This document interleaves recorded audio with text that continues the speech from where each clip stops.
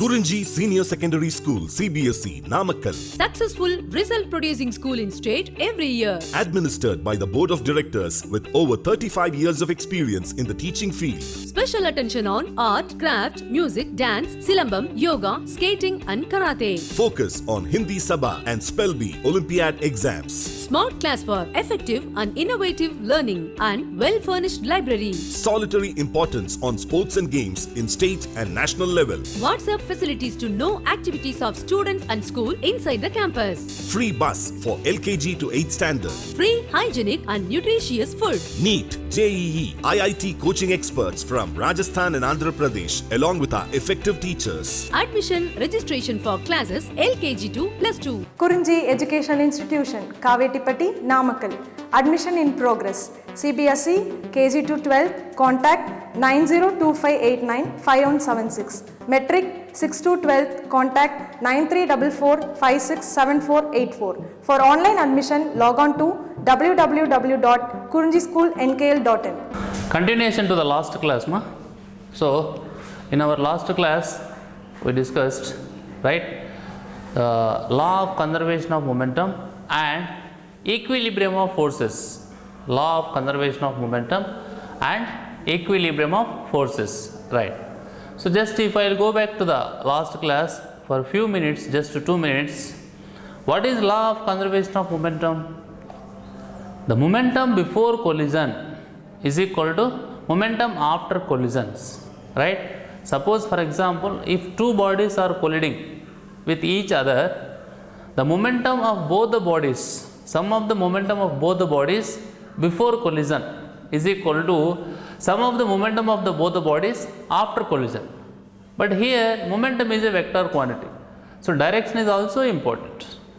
Okay, right. So not only the collision example, whatever the example you are taking, it's not a problem.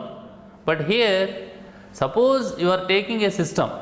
You are taking a system, means system is nothing but group of objects. So there are 2 or n, 2 or 3 or n, whatever it may be the number. But the momentum of the system before collision is equal to momentum of the system after collision. Okay. So not only collision, a bullet and gun also we have taken yesterday as an example to discuss law of conservation of momentum, right. So now I need to repeat, I want to repeat what is just the statement of law of conservation of momentum. That is, momentum of a system before collision or momentum of a system before is equal to momentum of system after, right. So based on the example, you can understand what is the momentum before and what is the momentum after. Okay, right. Afterwards, we discussed the equilibrium of forces. Equilibrium of forces, right. So from the equilibrium of forces, it is very important for us, because with the equilibrium of forces, you can understand the current situation. I mean, regarding the state of a body, regarding the motion of a body, regarding the stability of a body. The best example to understand the equilibrium of forces is, you just imagine a person is standing on the ground. Okay, when a person is standing on the ground, basically the gravitational force is acting because he is standing on the earth, right. So because of the nature of earth, it pulls the body towards its center. This is the reason for arising gravitational force. Here you can also say that it is like weight of the person, right. Weight is also force, but basically gravitational force is the reason for his weight. So weight is also force which is acting vertically downward, right. When it is acting vertically downward, right.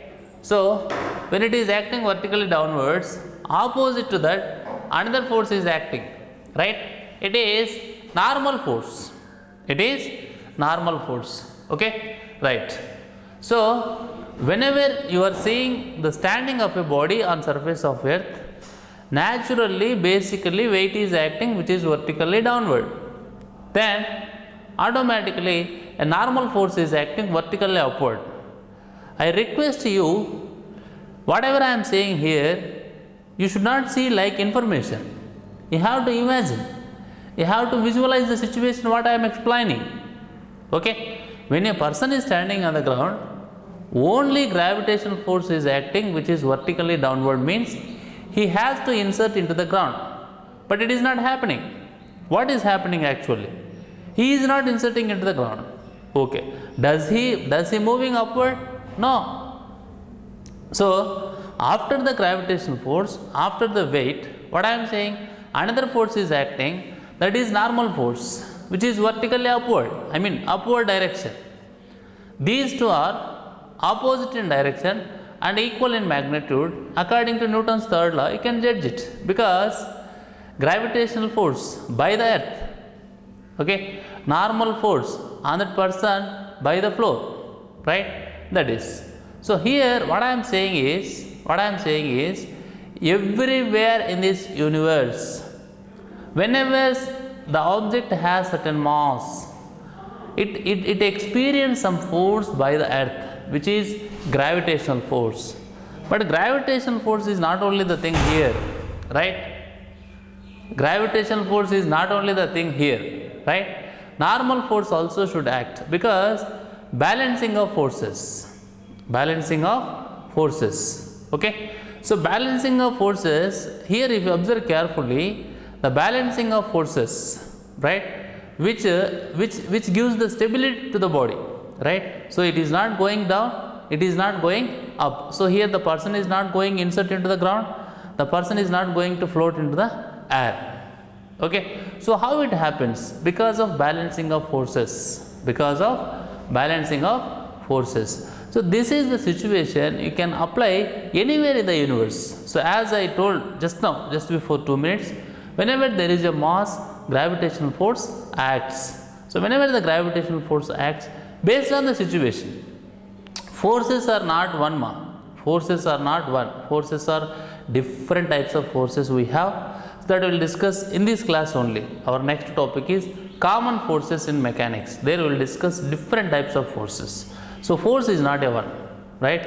Force is not one, and force is not always a single. So single force doesn't exist. Always force occur in pairs. According to Newton's third law also, you can say. Okay, right. Now we are going to see one example problem to understand the concept equilibrium of forces. Okay, right. So first I will read the problem. Concentrate here. A mass of 6 kg is suspended by a rope of length 2 meters from the ceiling. Full stop. A force of 50 newtons in the horizontal direction. A force of 50 newtons in the horizontal direction is applied at the midpoint P of the rope, as shown in the figure. Okay, right. What is the angle the rope makes with the vertical in equilibrium? Please try to understand the information given in the question, then you can go for solution. A mass of 6 kg suspended by a rope of length 2 meters from the ceiling.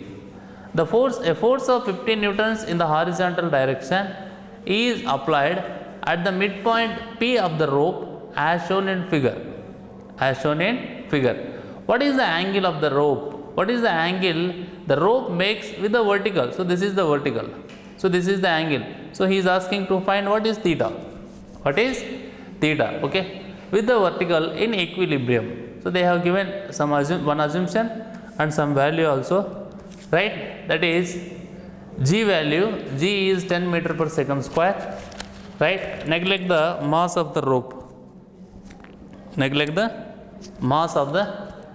Right, G is equal 10 meter per second square, and neglect the mass of the rope. So this is the assumption, and it is the value of acceleration due to gravity. Right. So this is the picture we can draw based on the given information. And you can also feel this picture is a part of question. Okay, right. So if you see this picture, it is like ceiling. So it is the angle made by the rope with the vertical. This is the direction in which horizontal force is acting, and it is the direction in which gravitational force is acting. That is, mass is 6 kg now, so it is 60 newtons weight. You know very well, W is equal to m into g. So m is 6, g is 10. It is 60 newtons. So the length of the rope is 1 meter. Sorry, length of the rope is 2 meters. So it is 1 meter, and it is 1 meter. It is the middle of the rope. At the middle of the rope, a force of 50 newtons is acting in horizontal direction. Okay, right. Now, what I am saying is, we are going to draw a free body diagram for certain mass, that is 6 kg. Right. So, what is meant by free body diagram? What is meant by free body diagram? Right. So, free body diagram is nothing but the diagram which shows all the forces acting on a body. The diagram which shows all the forces acting on a body, right? For example, if you have taken here the mass of 6 kg, that is here. So on this 6 kg, how many forces are acting? One is gravitational force, another one is tensional force, that we assumed as T2. Okay, that we assumed as T2. So it is T2, it is 60 newtons. So two forces are acting. We have shown two forces which are acting on certain mass, that is 6 kg. Okay, here we used the letter W, right? Next, this is what? It is the free body diagram. This is the free body diagram at point P. This is the free body diagram of rope actually. But at point P, how many forces are acting? That this diagram showing clearly. See this, one is T2, another one is T1. This is 50 newtons. It is the angle theta made by rope with the vertical, right? It is the 50 newtons. In which direction it is acting? It is the T2 in which direction it is acting? Vertically downward, right? It is the direction in which T1 is acting, tensional force, right? T1 and T2. Next, see this, that only I have written here again, free body diagrams free body diagrams for W and P. It is for W, it is for P, right? Now we are getting this, we are here, this is the diagram which is showing the free body diagram of mass 6 kg with respect to the rope, right? Okay, see here, upward is T2, downward is 60 newtons. According to Newton's third law of motion, these two forces are equal in magnitude and opposite in direction, right? Then you can write T2 is equal to 6 into 10, that is equal to 60 newtons. So whatever the force which is acting vertically downward, the same force will act vertically upward. So T2 is equal to 60 newtons. T2 is equal to 60 newtons. Okay, right. Next, come to this picture. Here it is T1, it is theta, then it is T1 cos theta. It is T2. So it is T1 cos theta, this is T1 cos theta, this is T2. Then T1 cos theta is equal to T2, that is equal to 60 newtons. That is equal to 60 newtons, because T2 is equal to 60 newtons now. So that T1 cos theta is equal to T2 is equal to 60 newtons, right? Next, T1 sin theta, this is T1 sin theta. It is T1 sin theta. T1 sin theta is equal to 50 newtons, right? Again, from this pair of forces, right, the component of T1, that is T1 sin theta, and this side is 50 newtons, T1 sin theta is equal to 50 newtons. You just divide these two, right? Then T1 will get cancelled. Suppose sin theta by cos theta is equal to tan theta, and 50 by 60. So 0 will get cancelled. 5 by 6. So theta is equal to tan inverse of 5 by 6. Tan inverse of 5 by 6, which is approximately equal to 40 degrees. Okay. So this is the angle he is asking to find. That is the angle the rope makes with the vertical in equilibrium condition. That is, we got it 40 degrees, right? The answer doesn't depend on the length of the rope assumed massless, right? Answer does not depend on the length of the rope and the point at which horizontal force is applied. So this is the important point, because he is talking about dependency of the answer, right? It doesn't depend upon the length of the rope and the point at which the horizontal force is applied, right? Next, Next continuation topic, the last topic is, right, the last topic there is that is what equilibrium of forces. Continuation to that, common forces in mechanics. Common forces in mechanics. So what is meant by mechanics?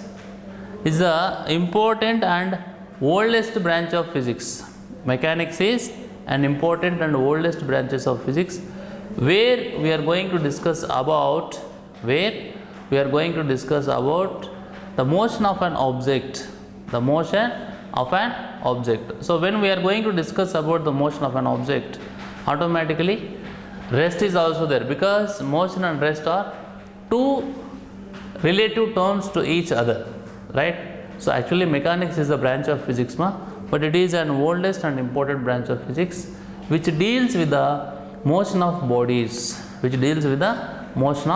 bodies, okay, right. So what is force? So we have three definitions. Force is a pull or push of an object, otherwise a physical quantity which changes or tries to change the state of an object, Mathematically also you can define, mathematically force is the product of mass and acceleration, okay, right. So now we are going to discuss about various forces in our daily life according to the syllabus, right. So first, gravitational force. So what is gravitational force? According to Newton's law of gravitation, in this entire universe, every two bodies attracts with certain amount of force that is directly proportional to the product of their masses and inversely proportional to the square of the distance that force acts along the line joining them, okay. So it is the statement given by Newton's, which is called as Newton's law of gravitation. Anyhow, even though we come from very basic thing, whenever the mass is there, it is going to pull by the earth with certain amount of force. That force is commonly called as gravitational force, okay, right. So gravitational force is a field force, so which we can also call it as force at a distance. So it is an example of force at a distance. Next, gravity governs the motion of celestial bodies. Gravity governs or drives. Gravity drives the motion of celestial bodies. So what is meant by motion? Is the state of an object. When a body changes its position with respect to surroundings and time, then it is said to be in motion, okay, right. What about celestial bodies? The things which are present in our universe, right, like planet, star, right, meteorites, so etc. The things which are present in the universe, generally we are calling them as celestial bodies and having some considerable amount of mass also, okay, right. So it is about gravitational force. So gravitational force even acting on us also, that is the reason we have certain amount of weight, right. So whatever the SI unit and CGS units we have for force, same for gravitational force also. For example, SI unit is Newton, CGS unit is Dyne, okay, and force is a vector quantity, and the dimensional formula of force is m power 1, right, L power 1, T power minus 2. M power 1, L power 1, T power minus 2 is the dimensional formula of force, okay, right. But just now I told you gravitational force is a field force which is also said to be force at a distance. So here we have to discuss the two things, two different types of forces, contact and non-contact forces, right. So what is a contact force and what is a non-contact force, right. So in our daily life also we come across this contact and non-contact forces every day. For example, when we are going to shift a bucket of water from one place to another place, there we are using contact force, right. At the same time, when a children is playing with magnet, right, he will keep a piece of iron at certain distance from magnet, but even though he maintains some distance between a magnet and a piece of iron will come and attract to the magnet, okay. So that is because of magnet is a non-contact force. Magnet is a non-contact force. Otherwise you can also say that it is a force at a distance. Otherwise you can also say that it is a field force. But Contact force means it is not only one. Field force is also not only one. For example, contact force means you can say that viscous force, air resistance, frictional force. So these are the examples of contact forces. Viscous force, air resistance, frictional force are the examples of contact force, right? Next, if you go for non-contact force example means gravitational force, magnetic force, electric force, etc. So these are the examples of non-contact forces, right? See here, a contact force on an object arising due to the contact with some other object like either solid or fluid. A contact force on an object arises due to contact with some other object either solid or fluid. For example, when we are going to get suppose for example either tea or coffee, sometimes we are going to add some sugar extra to that, extra what is there already in the tea. Then in the tea or coffee, first we are going to pour some sugar, then we are going to mix with a spoon, right? So when you are mixing with a spoon, right, first you are going to mix with the spoon continuously for just a few seconds or 1 minute. Afterwards you just stop it. Then what will happen?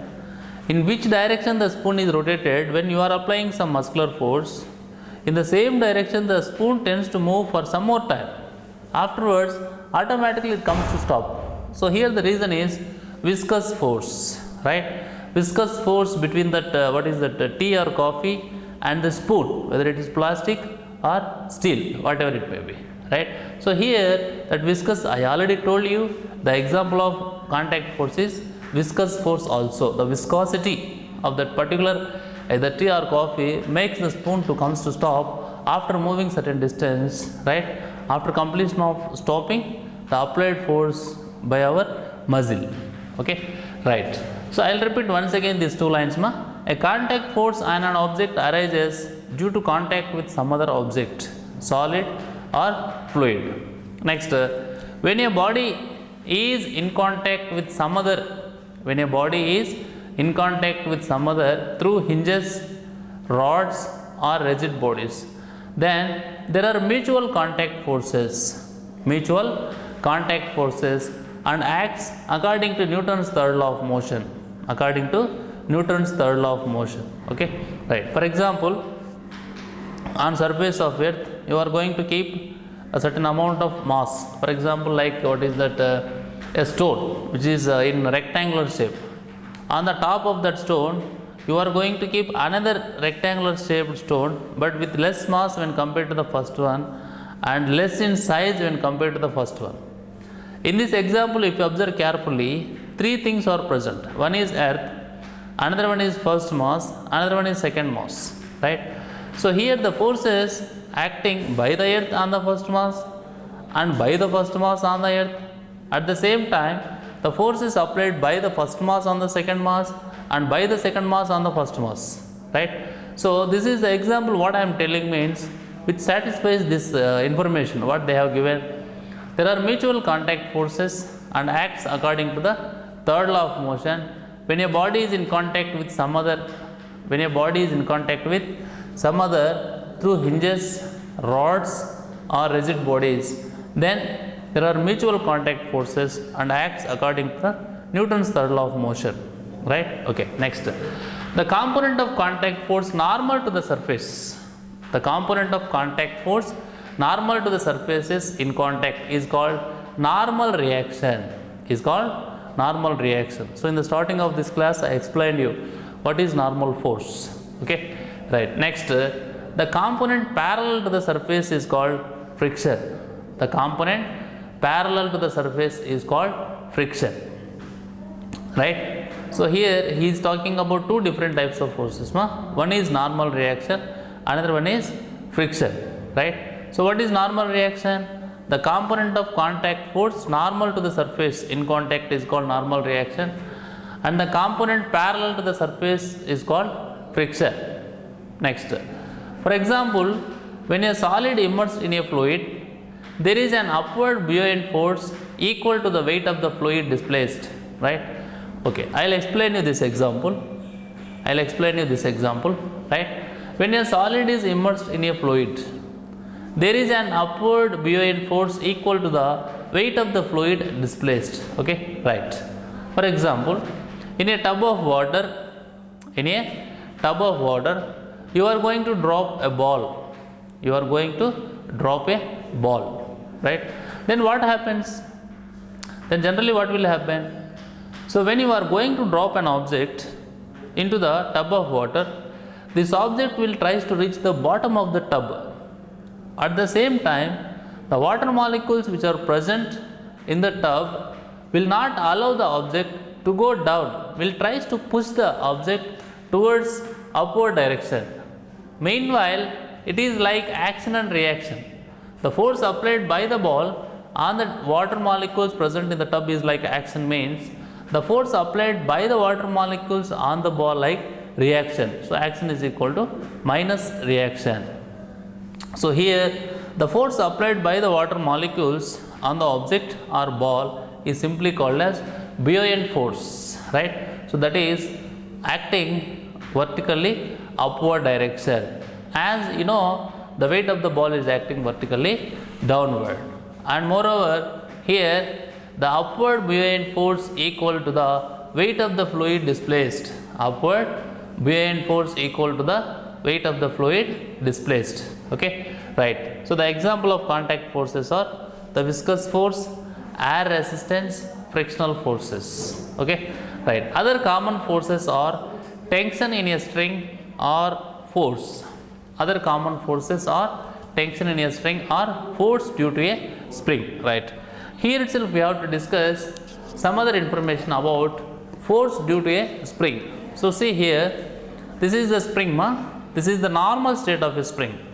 This is the compressed state of a spring. This is the elongated state of a spring, right?